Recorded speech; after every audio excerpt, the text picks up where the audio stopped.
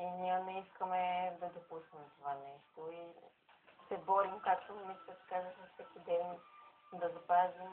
Трудно е. Работим и други неща, които не са свързани с музиката, няма как, но ние винаги в името на тази българска народна песен се събираме, репетираме, колкото и трудно да е това. И искаме да продължим да пазим традициите в първобитния вид на народното пеене.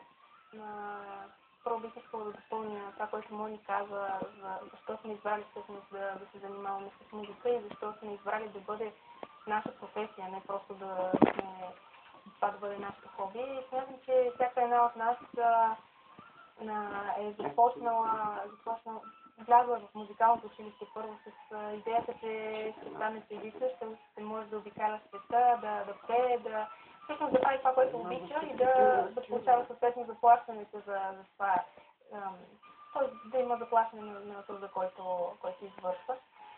Нещата малко се променят обаче след като завършиш и именно това налагане да се занимаваме с други неща, за да можем да подпомагаме певческата си дейност именно и да успяваме въпреки всичко да развиваме талант.